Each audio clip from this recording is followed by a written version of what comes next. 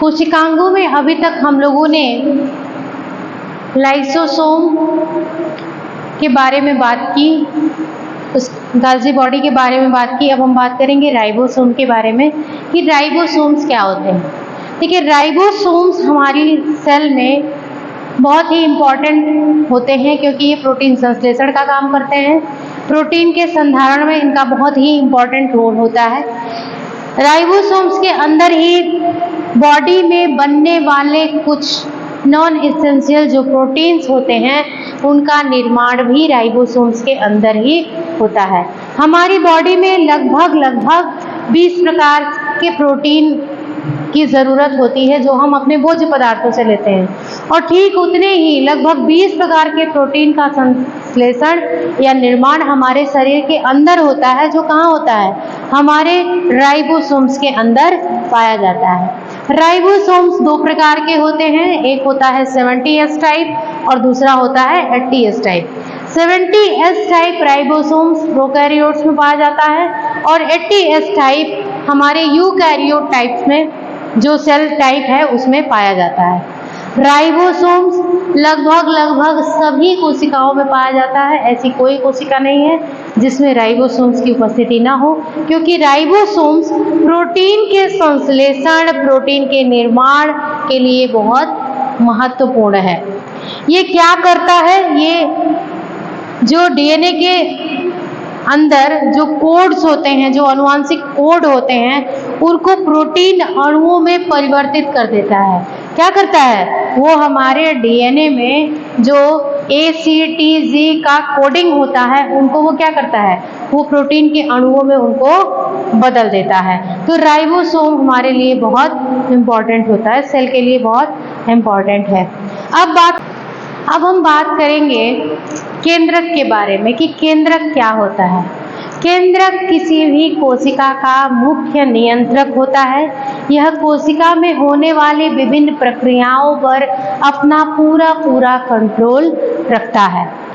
कोशिका में चाहे परिपक्वन की प्रक्रिया हो, कोशिका में ऊर्जा के संश्लेषण की बात हो, ज्वलन की बात हो, जो भी प्रक्रिया कोशिका के अंदर होती है उन सभी पर केंद्रक का ही अपना नियंत्रण होता है। यह जो केंद्रक है, यह एक बाहरी जो इनका आवरण है, केंद्रक आवरण, इसको आप देखिए कि अगर केंद्रक के स्ट्रक्चर को हम देखेंगे तो हम देखते हैं कि इसको 5 भागों में बांट करके हम पढ़ते हैं। एक है हमारा केंद्रक आवरण, दूसरा केंद्रक द्रव्य, तीसरा क्रोमैटिन पदार्थ, चौथा अंतरावस्था क्रोमैटिन और 5वां हमारा केंद्रिका। इन 5 भागों में बांट करके हम केंद्रक पर अपना अध्ययन करते हैं। केंद्रक का जो आवरण होता है वो प्रोटीन और फास्फोलिपिड की एक दोहरी परत होती है। ये जो आप देख रहे हैं ना, ये क्या है? ये प्रोटीन और फास्फोलिपिड की बनी हुई एक दोहरी परत है जिससे यह पूरा केंद्रक घिरा हुआ होता है। इनके बीच में यहाँ पर आप देखिए अष्टफलकीय गोल सी संरचनाएं होती हैं जो क्या होती हैं? जो एक अष्टफलकीय संरचना है जिसके माध्यम ये सेमी परमिएबल होती है, जिसके माध्यम से जो जीव द्रव्य है उसमें उपस्थित जो पदार्थ हैं वो न्यूक्लियोप्लाज्म मतलब साइटोप्लाज्म से न्यूक्लियोप्लाज्म में और न्यूक्लियोप्लाज्म से साइटोप्लाज्म में पदार्थों के आवागमन का जो रास्ता होता है वो ये अष्टफलकीय गोलीय संरचनाएं होती हैं जो इस केंद्रक के बाहरी आवरण के बीच में उपस्थित होती हैं। इसके अंदर ये जो आप स्ट्रक्चर देख रहे हैं, इसके अंदर ये जो केंद्रिका है ना, ये बहुत इम्पॉर्टेंट है। यहाँ पर इस बीच के स्ट्रक्चर में यहाँ पर क्या होता है? यहाँ पर डीएनए उपस्थित होता है, यानी कि किसी भी कोशिका का जो संपूर्ण गुणात्मक, जो आप कह सकते हैं पैकेट, यानी कि किसी का भी जो जैविकीय गुण है वो किस में उपस्थित होता है? हम सभी जानते हैं ना कि एक पीढ़ी से दूसरी पीढ़ी तक हस्तांतरित होने वाले गुणों की जो संरचना है वो कहाँ पर होती है, वो डीएनए में उपस्थित होती है। इसके बारे में हमें पता है कि डीएनए क्या होता है, एक डबल हेलिकल मॉडल होता है जिसमें न्यूक्लियोप्रोटीन्स की अपनी एक संरचना, एक उनका कोड होता है जिसके द्वारा वो एक दूसरे से क्या होते हैं, गुथे हुए होते हैं, वो यहाँ पर उपस्थित होते हैं। केंद्रक के अंदर जो यह केंद्रिका है यह भी बहुत महत्वपूर्ण होती है। केंद्रक का जो सबसे इम्पोर्टेंट पदार्थ, जो तत्व, जो भी चीजें होती हैं वह केंद्रिका में उपस्थित होती हैं। तो अभी हम केवल आवरण के बारे में ही बात कर रहे हैं कि आवरण में क्या क्या चीजें होती हैं। तो हम देखते हैं कि जो केंद्रक का आवरण होता है ना, उसमें प्रोटीन और फास्फोलिपिड की संरचना उपस्थित है। अब अगली चीज हम देखेंगे कि केंद्रक या केंद्रक के अंदर जो द्रव्य भरा हुआ है उसे हम क्या कहेंगे, उसे हम केंद्रक द्रव्य या न्यूक्लियोप्लाज्म के नाम से जानते हैं। ठीक है, ये क्या होता है, यह एक क्रिस्टलीय कोलाइडी तंत्र होता है। न्यूक्लियोप्लाज्म क्या होता है, यह क्रिस्टलीय कोलाइडी तंत्र होता है जो कि एंजाइम्स और प्रोटीन्स का बना हुआ होता है। किसका होता है, एंजाइम्स और प्रोटीन्स का बना होता है। केंद्रक के अंदर जो न्यूक्लियोप्लाज्म है ये साइटोप्लाज्म से बहुत डिफरेंट होता है। क्यों? क्योंकि इसके अंदर जो है ना वो कुछ क्षारीय प्रोटीन्स न्यूक्लियक अम्ल के साथ जुड़े हुए होते हैं, जो क्या करते हैं, जो न्यूक्लियोप्रोटीन्स का निर्माण करते हैं। अब न्यूक्लियोप्रोटीन्स जो होते हैं वो पतले घने रेशों की एक माध्यमिक परत होते हैं जिन्हें हम क्या कहते हैं, न्यूक्लियर लैमिना या कार्टेक्स कहते हैं। केंद्रक कला को ये क्या करते हैं, ये अंदर ही अंदर एक प्रकार से सपोर्ट प्रदान करते हैं। क्लियर, ये हो गया। अब देखिए, अब तीसरे भाग की हम बात करेंगे कि क्रोमैटिन पदार्थ क्या होता है। क्रोमैटिन पदार्थ का मतलब ये होता है कि हम जो गुणसूत्र की बात करते हैं, जो डीएनए की बात करते हैं, वही हमारा क्या है, क्रोमैटिन मटेरियल है, क्रोमैटिन पदार्थ है। ये क्या होता है, ये जो है डीएनए के साथ, डीएनए जो है ये न्यूक्लियोप्रोटीन्स के साथ जो है वो हमारे केंद्रक के बीच में उपस्थित होता है, न्यूक्लियोप्रोटीन्स के बीच में अवेलेबल होता है। ये जो है इसके अंदर, डीएनए के अंदर इस कोशिका की प्रजाति से संबंधित जितने भी लक्षण होते हैं वो इसमें क्या होते हैं, उपस्थित होते हैं। ये जो है बिल्कुल संघनित स्वरूप में एक दूसरे के साथ संगठित होकर के और घने घने संरचनाओं, घने घने धागों के गुच्छों जैसी संरचना की तरह से ये दिखाई देते हैं, जिसे हम गुणसूत्र कहते हैं। अब देखिए कुछ इस तरीके का स्ट्रक्चर होता है, हम लोग देखते हैं, हम लोगों ने पहले भी पढ़ रखा, इस तरीके का स्ट्रक्चर होता है कुछ। ठीक है, ये क्या है, ये घने धागे जैसी संरचना है ना, इसे ही हम क्या कहते हैं, इसे ही हम गुणसूत्र के नाम से जानते हैं। गुणसूत्र यानी कि जो डीएनए होता है ये क्या है, ये डबल हेलिकल मॉडल है और इसमें ही एक पीढ़ी या एक जनरेशन या एक प्रजाति, आप कहिए एक प्रजाति से संबंधित जितने भी विशेष लक्षण होते हैं वो इस डीएनए में ही अवेलेबल होते हैं। तो ये हमने देखा कि ये क्या है, ये क्रोमैटिन पदार्थ क्या क्या होता है। अब अंतरावस्था क्रोमैटिन की बात करें तो अंतरावस्था के दौरान जो कोशिका जब विभाजित नहीं होती है तो उस समय क्रोमैटिन दो प्रकार के होते हैं, एक होता है यूक्रोमैटिन और दूसरा होता है हेटेरोक्रोमैटिन।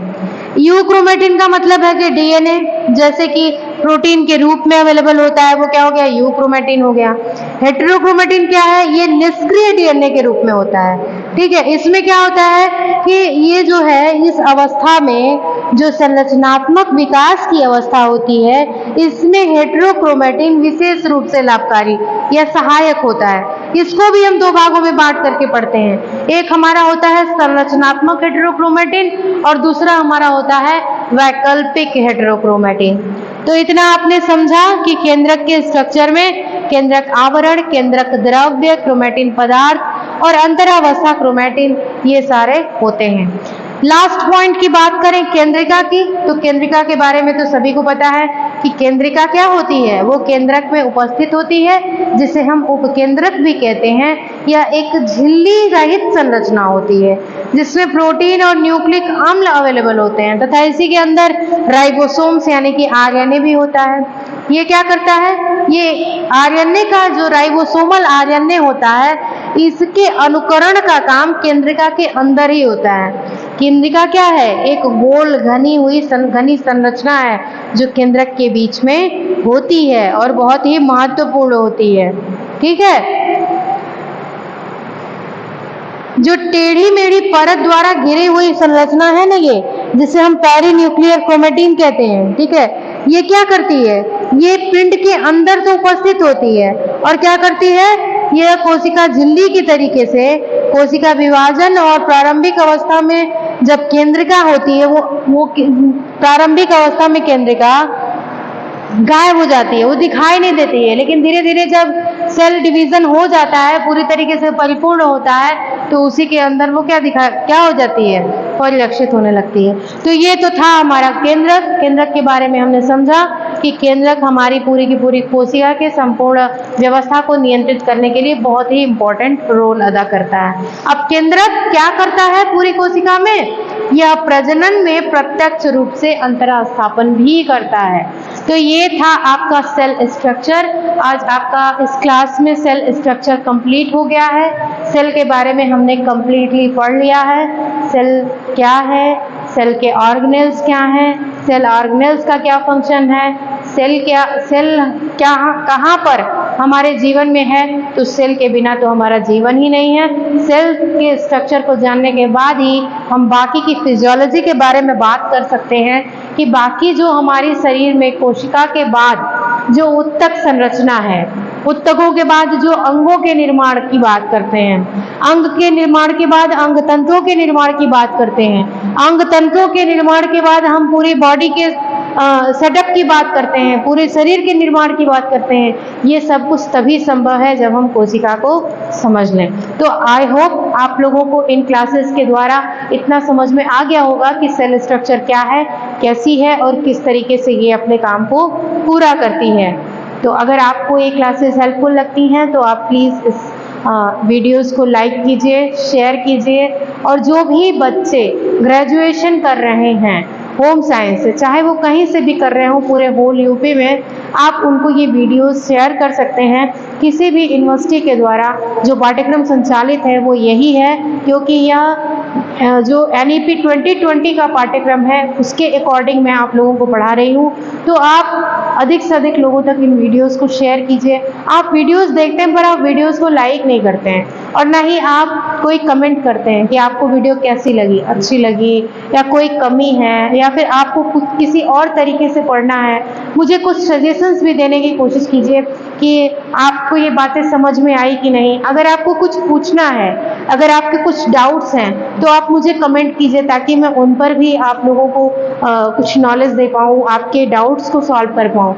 तो प्लीज़ आप अपने टॉपिक को पढ़िए, अपने सिलेबस को कंप्लीट कीजिए और परीक्षा में अच्छे अंक ला करके अपनी लाइफ को सिक्योर कीजिए। Thank you, thanks for watching.